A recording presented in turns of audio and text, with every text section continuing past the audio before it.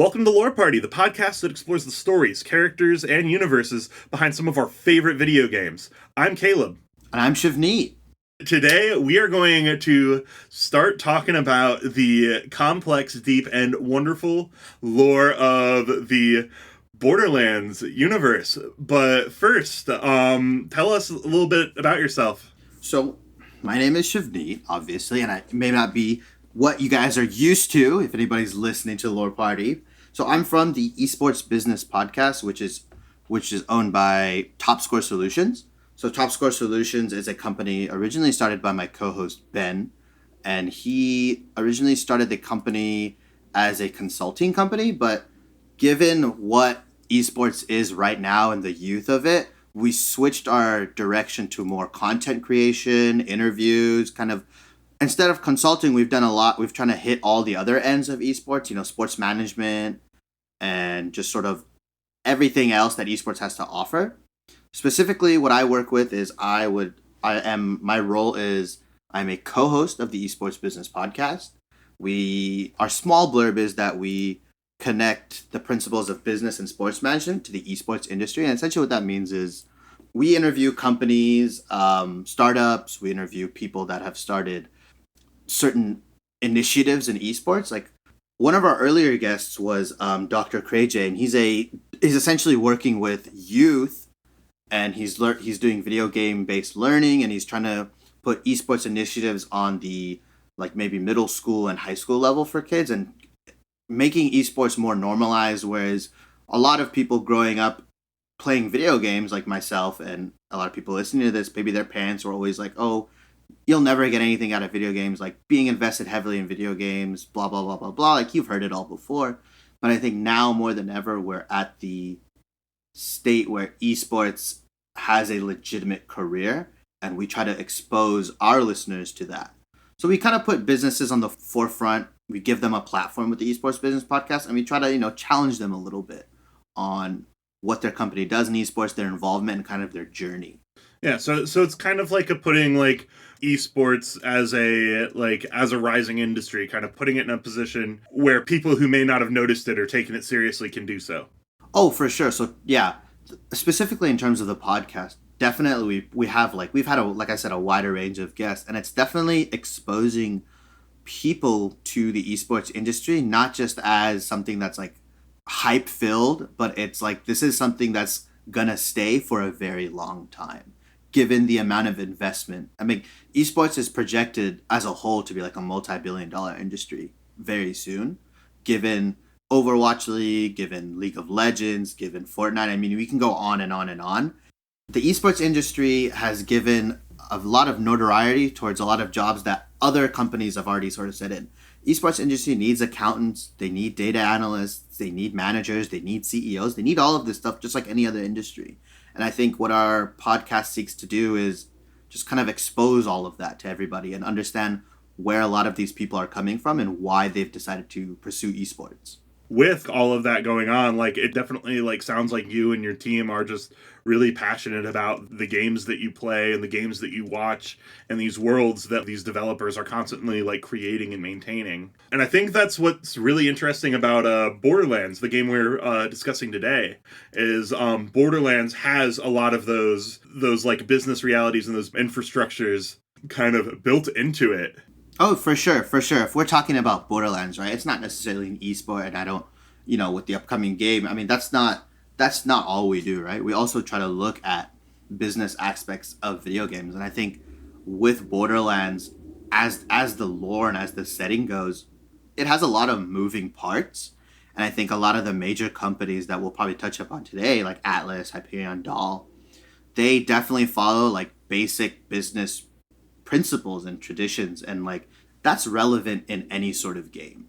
A big part of the reason why I like Borderlands as a universe is exactly like you said, the fact that it's such a persistent universe where the actions of individuals and larger factions do have lasting effects as the series goes on. And so to reiterate stuff like that, we've got Atlas, we've got Dahl, and we've got Hyperion, and those are three major organizations that interact with each other in just such interesting ways to go over the basic histories of these companies in universe. Atlas was the company in the Borderlands universe discovered a vault of like ancient alien tech on a planet called, what is it, Promethea? Promethea, yeah, Yeah. they sort of were the forefront, right? I mean, if we're gonna get into it, they kind of did all the exploration. And in some parts they got lucky, and I think in business, a lot of people get lucky in business. Sometimes you just sort of, sometimes you're developing a product or whatever, or something happens, and it's kind of like just luck kind of plays its way in. And I think Atlas, like I said, got lucky discovering the early sort of Iridian tech or alien technology, and they just kind of integrated it. They integrated into their company at a very, very early level, which sort of set them above and beyond all the competition, right? Compare that to like other corporations in the Borderlands universe. Eventually, Dahl decides to join the fight, and Dahl starts looking for alien technology on other planets, including, most notably, Pandora, which is the setting for the majority of Borderlands stories up until this point. So Dahl kind of joined in on this gold rush with all these other companies, with Hyperion, with Tediore, with Jacobs, Malawan, all of them trying to find these alien Iridian tech. Well, they're all trying to, yeah. You say gold rush, and I think that's a really good term to use, right? Because I think when we talk about it, right, I think early on Atlas was one of the people that they kind of just focused on their own, Promethea, and then when we get into Dahl, they went on to Pandora after I believe Atlas pulled out with the Crimson Lance and everything. I like I said, like if we're comparing it to video game companies now, I'd compare them to Microsoft, right? Because Microsoft was one of the very early adapters of online play. I believe the original Xbox had like Xbox Gold and stuff, versus when the Xbox came out, there was the PlayStation 2, there was just the Nintendo GameCube, and that was almost exclusively LAN, right? And when you look at Dahl, they brought a lot of infrastructure to Pandora. They brought mining companies. Like, I mean, they were a mining company originally, but they brought mining rigs, they bought settlements, they had labor that was convicts, right? They had essentially free or like very low paid labor, and they brought a lot of settlement onto Pandora very early on. And I think that's one of the cool things that you can draw comparisons to. I mean, as Microsoft as a whole, but like specifically Xbox and their line of gaming. They brought a lot of online infrastructure. I mean, they kind of showed people like this is what gaming should be eventually. A little bit more of that too, like starts tying back into how Dahl comes in. Dahl started doing that, but then Dahl ended up leaving Pandora because they weren't able to find the vault, which actually ends up setting the stage for a lot of the Borderlands story as we know it. Because the majority of the psychos and mercenaries and bandits that we find were originally Dahl or Atlas employees who were brought to the planet as convict laborers. I mean, that's why a lot of the weapons you get, right, when you kill, I mean, just as like a gameplay thing, but like when you go to these old mining stations and stuff, a lot of the weapons that the bandits drop, quote unquote, like, unsurprisingly, they're Dahl. Like, and even in the loot boxes that they store around the area, it's a lot of them are Dahl specific loot boxes. I think Borderlands 2 has the green Dahl loot boxes, right? Those are all Dahl. Like, Dahl's influence on Pandora, from my perspective, is one of the most is the most story impacting. Right? Absolutely. And I think that's where you get to like look at why everything is the way it is, and that's when you start playing as Roland, Lilith, and all of in the original Borderlands character.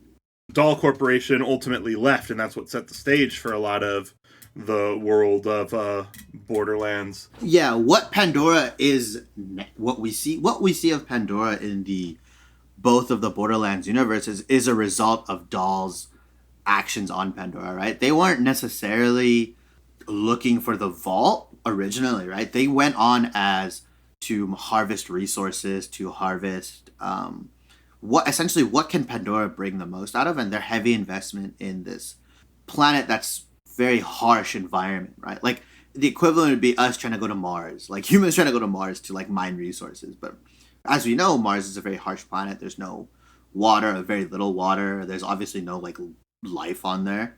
And I think what Dahl's intention was originally was to get a bunch of resources, and they sort of covertly were looking for a vault hidden on Pandora, right, with Dr. Tannis. I believe she was one of the main, and we get to see a lot of Tannis's character in 1 and 2, but she was one of the main driving forces behind the Vault Key, and she eventually finds a piece of the Vault Key, correct? Yeah, and like as Borderlands goes on, she eventually finds with the aid of the Vault Hunters, assembles the Vault Key. So like in the light of all this like gold rush, she ultimately ends up using this Vault Key to open the vault and finds it doesn't contain alien weapons unless tentacles attached to an alien count as weapons. And so it contains a weaponized alien. Yeah, a weaponized alien. There we go. That's what I would call it. And then eventually the Vault Hunters have to fight off, and that sort of domino effects and triggers everything else, right? In Borderlands 2 and the pre-sequel and Tales from the Borderlands as well, right? That sort of domino affects everything. Kickstarts like, oh, there's other vaults, and each of the vaults have like specified certain like monsters, and like the main vault in Borderlands 2, I believe, is called the Warrior, right? The creature behind that. And it definitely like gets even more like stiff as far as just like the way the companies interact with each other and the way they're just interacting with these vaults as it goes on. Because then that's when we get into Hyperion starts entering the game a little bit more seriously. Now, Hyperion had actually been, unbeknownst to possibly even them, pulling a lot of the strings from even early on. Because even as a low-level programmer, Handsome Jack was actually, or the man who would become Handsome Jack, was actually pulling a lot more strings than anyone realized. Because he was the father of a siren, and the siren gave him kind of a insider info into where this vault was. He guided the Vault Hunters to open the Vault of the Destroyer. After the Vault of the Destroyer opened is when Iridium started appearing en masse across the planet, which is where Hyperion got power.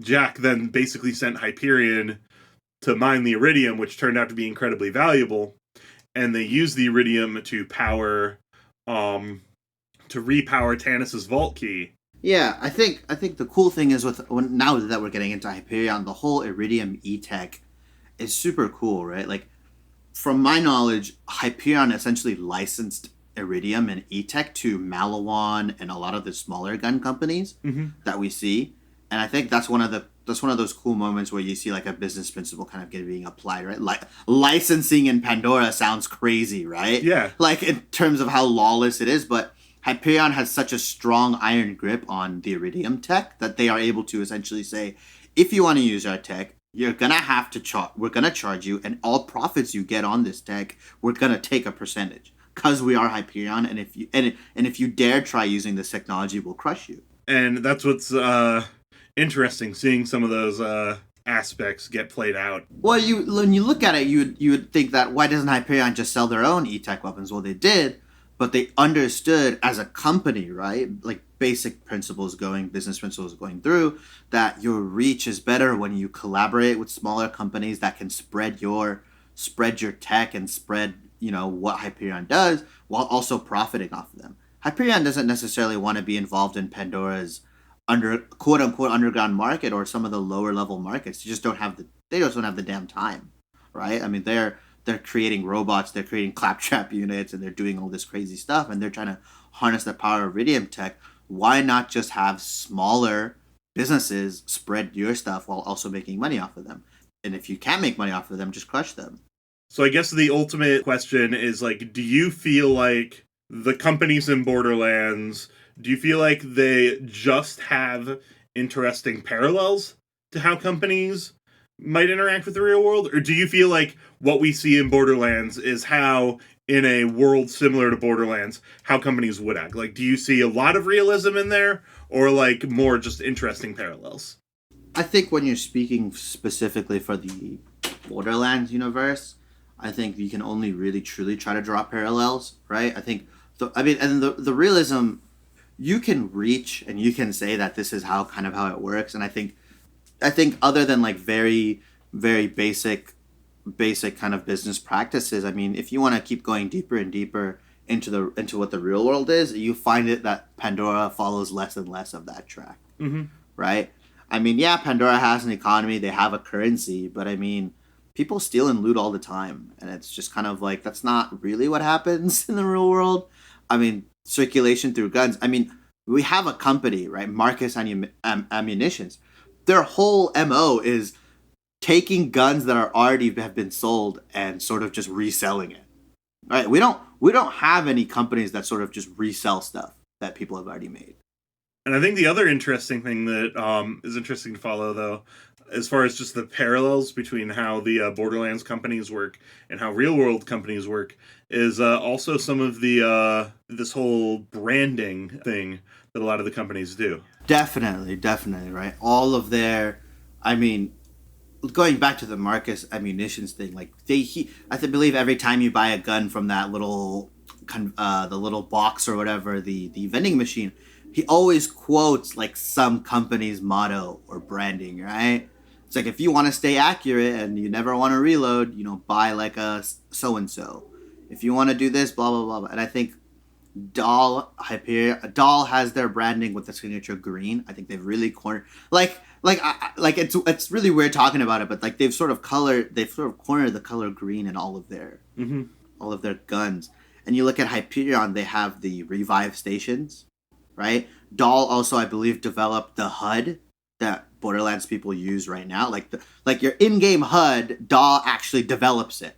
Dahl is the people who kind of formed and created Echo and the EchoNet and all things related to Echoes. And if that isn't branding to its best, then I don't know what is, right? If that isn't advertising to its best, if you seeing your health and seeing your, I mean, if we're looking at it not just from a gamer looking at your screen, but I'm assuming Lilith, Roland, and all of them see their HUD, they see their shield, they see their health, they see their gun ammo and everything. If that's not marketing done right, then I don't, that's advertising. Constantly seeing the reminder of everything and notice that it's Dahl. That's just marketing and advertising and branding done best. And Hyperion does it with their revive stations and their technology and their e-tech. I think you touch up on a really good point. And then we see that too with just the unique niches that the other companies try and meet. Like the smaller weapon companies do try to fill their niches. Like Malawan has kind of an artistic vibe to it, and Vladoff has kind of a revolutionary vibe to it. And obviously, we could go on about the mechanical and functional differences between these weapons, but the artistic differences alone just lead to just this really interesting perspective of the way that business works in the Borderlands universe to whatever degree. For sure. Stylistically, right? I mean, you touched up on Jacobs is sort of like the Wild West kind of, they're sort of, they're nitty gritty. I mean, you have all these other sort of I don't know if Bandit, quote unquote, is necessarily a gun company, but Bandit is sort of high. They're nuanced by high magazine size, high damage, kind of just crazy designs on the guns.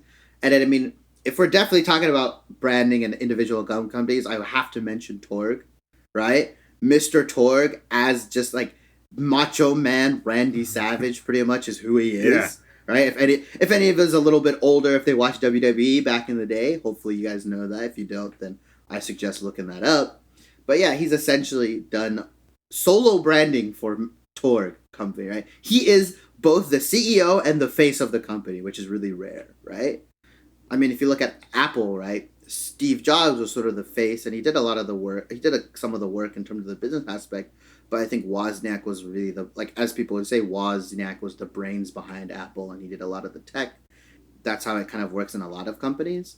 Yeah, and and you definitely see different aspects of that with a lot of the way the weapons interact. What it leads to is a universe that, even though it's not always entirely point for point accurate about the way that companies and corporate branding interact, it actually does serve as like I said, these interesting parallels, these interesting similarities, and how much the companies and their actions alone make this universe so much more complex.